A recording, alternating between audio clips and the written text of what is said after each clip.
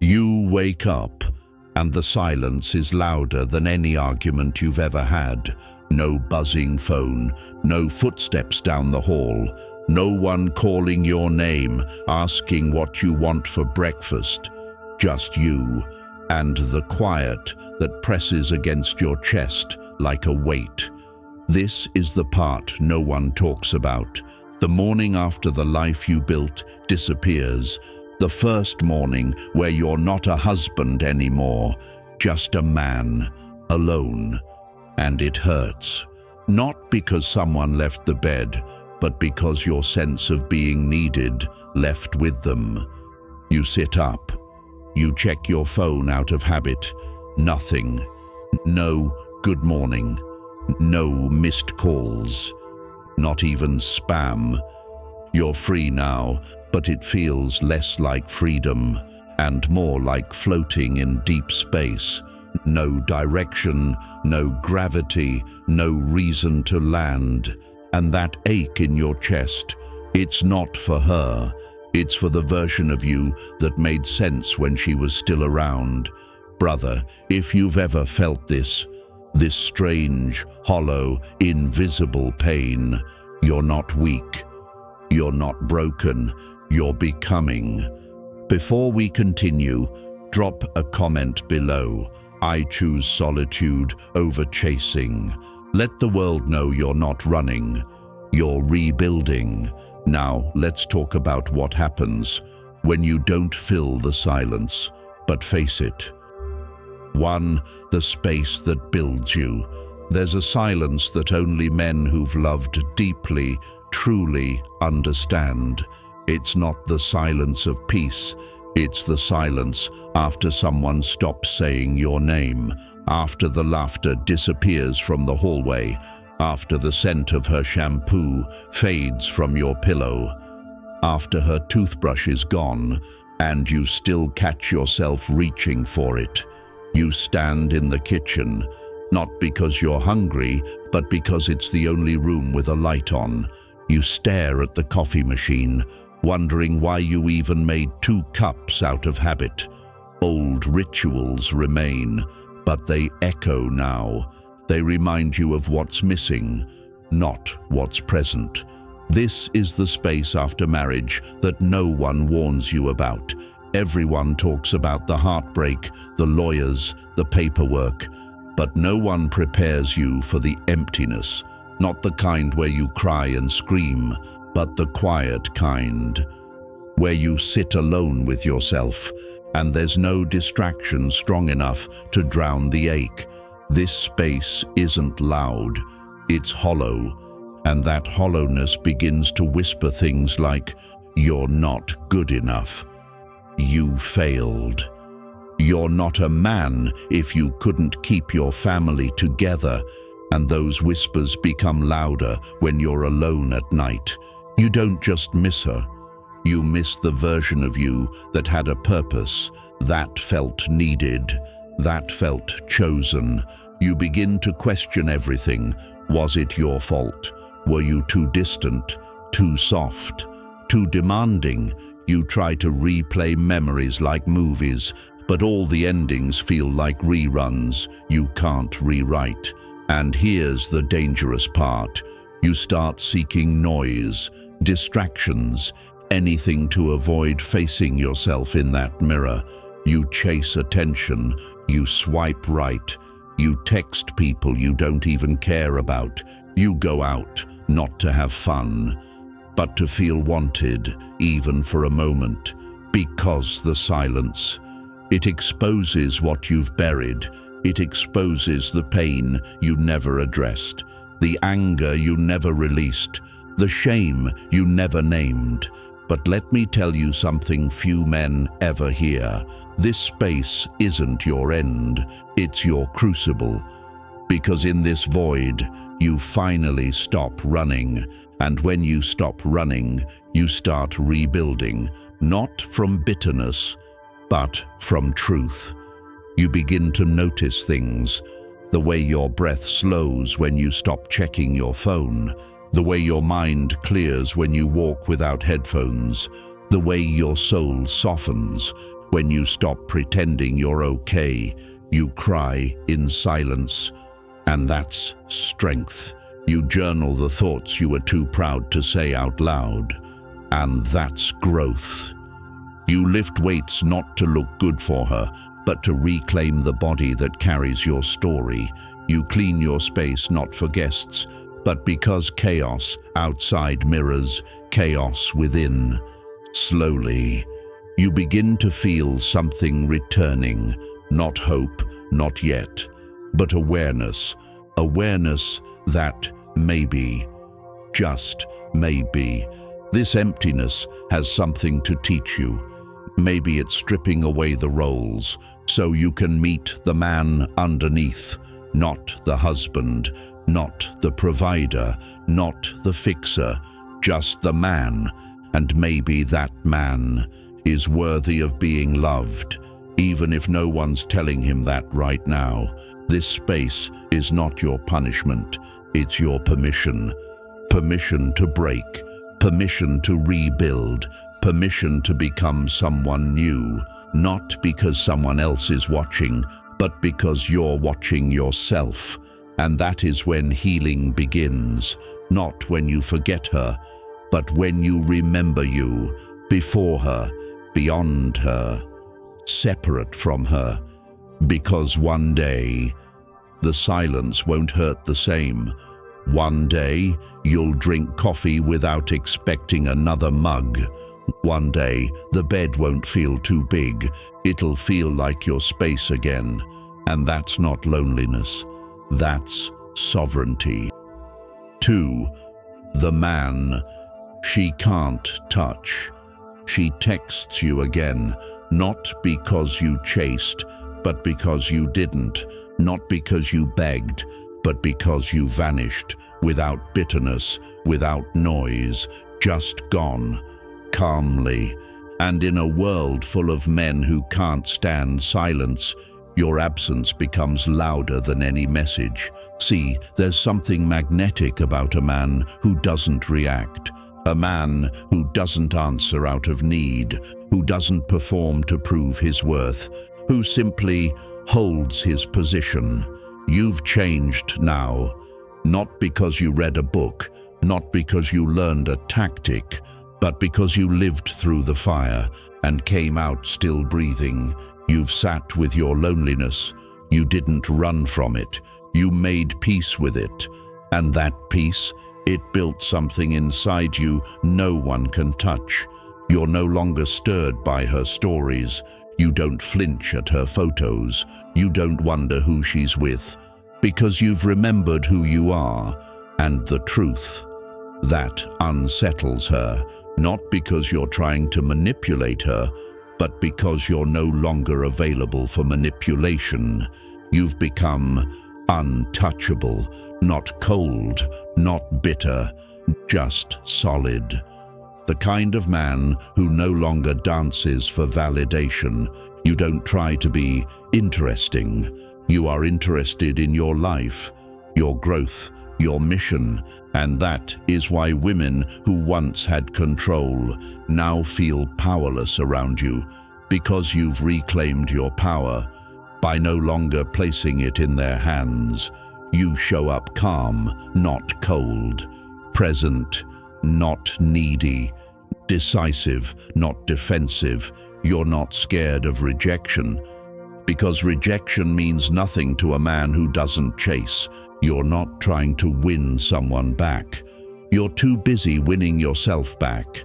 There's a stillness in you now, one that wasn't there before, and it radiates.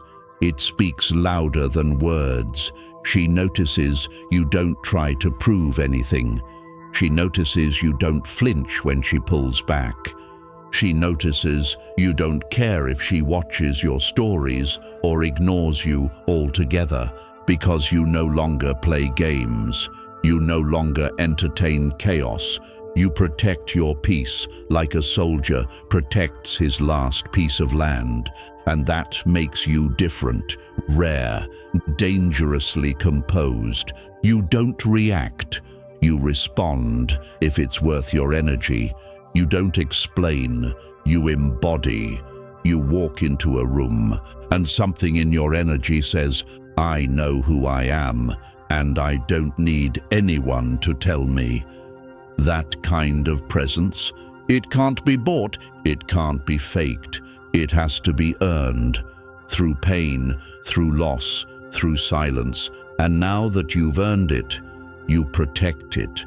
She may try to reach out, to check in, to re-enter softly, to test your temperature. But you don't entertain tests. You don't open doors that were once slammed in your face, not out of anger, but out of clarity.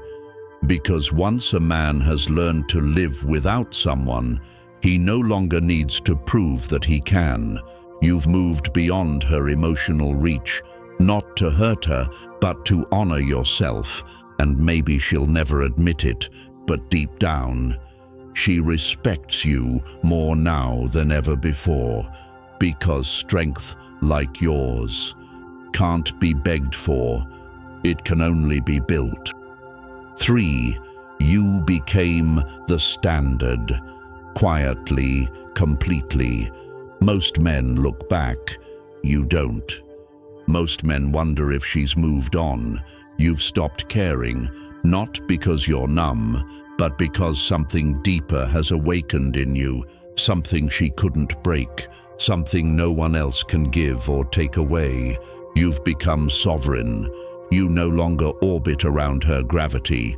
You've found your own center, and in doing so, you've become the kind of man who no longer seeks attention, because your presence speaks louder than any pursuit. There was a time when silence hurt, when the absence of her voice felt like a scream. But you stayed in that silence long enough to understand. It wasn't her absence that broke you. It was your dependence on her presence. Now you sit in that same silence, and it no longer screams. It listens, it reflects, it sharpens you. You don't fill your days with noise anymore. You fill them with intention. Your mornings are not dictated by messages. They begin with stillness, coffee, a cold shower, a journal, and a question only you can answer. Who am I choosing to become today? This is the Stoic standard, not perfection, not pride, but presence, a presence rooted in clarity, not confusion, in self-respect, not reaction, in sovereignty, not survival. You are no longer a man who begs to be chosen. You are the man who chooses, carefully, quietly, with standards sharpened by pain. And here's the shift. You no longer fear rejection, because rejection no longer defines you. You don't chase chemistry, you value compatibility. You don't ask, does she want me? You ask, does she even live by values I can respect? You've stopped explaining your silence. You've stopped apologizing for your distance, because your time is no longer cheap. Your energy is not on discount, and your peace is not up for negotiation. She can call, she can text, she can post stories to stir you, but it doesn't work anymore. Because you don't seek chaos where you've already found peace, and peace is your new language. You speak fewer words, but each one cuts cleaner. You walk slower, but every step lands firmer. Your eyes don't wander, they observe. Your heart doesn't crave validation, it craves alignment. You don't rush into rooms to be seen, you enter slowly, and the room adjusts to your stillness. You used to wonder what she thought. Now you wonder if she even thinks deeply at all. Because here's what you've learned. It's not about who's watching you, it's about who's worth watching, and most aren't. You've become the man who guards his attention, not because you're arrogant, but because you've paid the price of giving it away too freely. You've become the man who no longer opens old doors, not out of spite, but because you've built better ones. You've become the man who'd rather walk alone with peace than walk with someone who disrupts it. You are slow to invite, quick to release, not because you're wounded, but because you've healed. And healing changed your appetite. You no longer hunger for approval. You hunger for discipline, for growth, for a connection that respects your depth, not just your image. You are not seduced by curves. You are moved by character. You don't pursue drama. You exit it. You don't prove your worth. You embody it. You don't fear being misunderstood. You fear betraying your own standards. You've become the storm, no longer afraid of silence, because you found your voice inside of it. And now, she feels the shift, not because you shouted it, but because she can't reach you anymore. Not emotionally, not mentally, not spiritually. You've become untouchable, not because you're hardened, but because you're whole. A man who doesn't need to be seen, to be significant. A man who doesn't beg for love, because he already lives in self-respect. A man who doesn't chase, not because he's playing games, but because he finally knows what's worth chasing. And because of that, you've become the standard, not by being perfect, but by being present, principled, and profoundly untethered. The world doesn't teach men this. It tells you to chase, to please, to prove. But the Stoic, he doesn't chase what runs. He doesn't cling to what fades. He doesn't fight for what costs him his soul. He stands, and in that stillness, he becomes everything she thought she wanted, but never had the patience to understand. You became the standard, not loud, but unforgettable. And here's what most men never realize. Your value was never in being chosen. It was in choosing yourself, even when no one else did. You don't become a man of substance by being loud. You become him by being rooted in pain, in principle, in silence. And when you stop asking, will she come back? And start asking, who am I becoming without her? That's when the shift begins. You stop being a story in someone else's life. You become the author of your own, no longer waiting, no longer hoping, no longer chasing people who were never built to walk beside you in the first place. The man who walks alone with purpose is always stronger than the one surrounded by noise and emptiness. You've paid your price in pain. Now you live in clarity, and whether she understands it or not, whether anyone ever admits it or not, the world respects a man who doesn't chase what doesn't nourish him. If this message struck a chord in you, if somewhere in this silence you saw a reflection of yourself, then leave a comment below. I don't chase, I choose, because every man who chooses himself gives another man permission to do the same. Like this video, subscribe to the Stoic Spirit, and share this message with a brother who needs to hear it, not for views, not for vanity, but because one day that silence will visit another man's life, and he'll need the strength you just found today.